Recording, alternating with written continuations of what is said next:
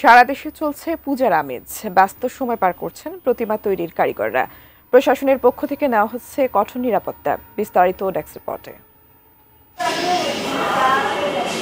বরিশালে শারদীয় দুর্গোৎসবের প্রস্তুতি পুরোদমে চলছে। ইতোমধ্যেই প্রতিমা তৈরির কাজ প্রায় সম্পন্ন হয়েছে।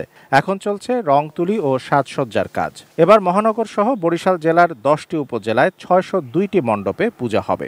আশা রাখি সবকিছু মিলে আমাদের পূজা অর্চনা বেশ ভালোই হবে। সরকার কেয়ারফুলি আছে। আমরা প্রতিমা তৈরি করছি 6খানা, এই 4 নম্বর কাজ প্রায় শেষ পর্যায়ে চলতেছে। পূজা উদযাপন কমিটির নেতারা আশাবাদ জানিয়েছেন এবার শান্তিপূর্ণভাবে দুর্গাপূজা হবে। এর জন্য জেলা প্রশাসন, পুলিশ প্রশাসন ও রাজনৈতিক নেতাদের সাথে একাধিক সভা করা হয়েছে। আইন শৃঙ্খলা পরিস্থিতির ব্যাপারে আমাদের বিভাগীয় কমিশনার, পুলিশ সুপার এবং পুলিশ কমিশনারের সাথে বিস্তারিত আলোচনা হয়েছে।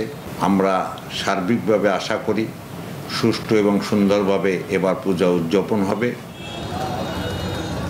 টাঙ্গাইলের 12টি উপজেলায় এবার 1257টির বেশি মণ্ডপে দুর্গাপূজা হবে। মন্দিরে মন্দিরে শিল্পীদের প্রতিমা তৈরির কাজ চলছে বিরতিহীনভাবে। এবারের তুলনায় এবার আমাদের মূর্তির বাজেট অনেক কম। ঠিক আছে, সব দিক দিয়ে হইলো জিনিসপাতির দাম বেশি, হইলো রং টং সবকিছুর দাম বেশি। শিল্পরা ঠিক রাখলে পারা, কিন্তু সরকারের একটু আমাদের একটু দায়িত্ব নিতে হবে আর কি। জেলা পুলিশের পক্ষ থেকে সকল প্রকার প্রস্তুতি সম্পন্ন করা হয়েছে।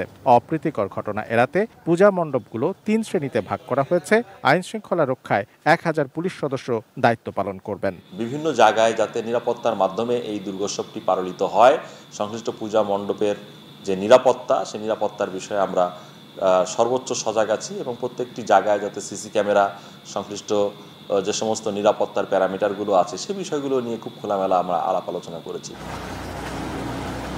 Shamsul Arefin, desk report, ATN news.